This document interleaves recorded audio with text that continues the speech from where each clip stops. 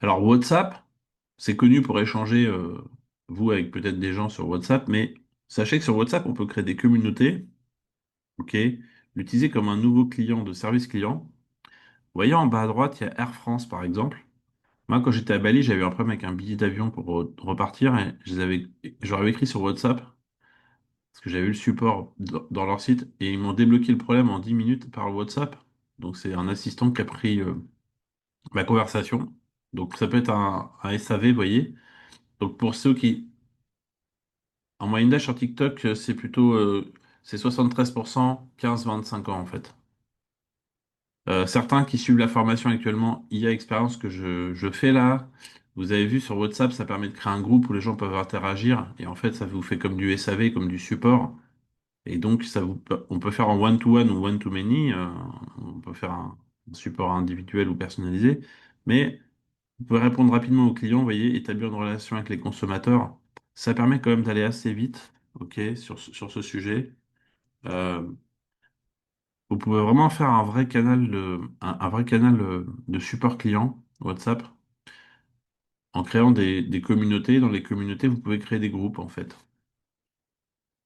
voyez, je vais vous montrer. Ceux qui suivent pas la formation, mais qui souhaiteraient suivre les formations que j'ai présentées hier pour apprendre à créer les tunnels de vente ou apprendre à la formation en IA, je vais vous montrer sur l'écran le sujet. Hop, toc.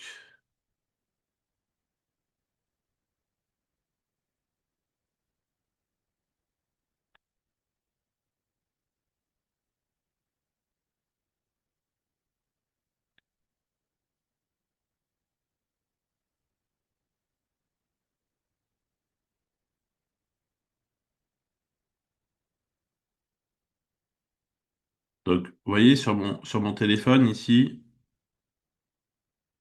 ça c'est la communauté IA Expérience pour les personnes qui suivent la formation comme Pascal et Hervé. Et dedans, il y a trois groupes.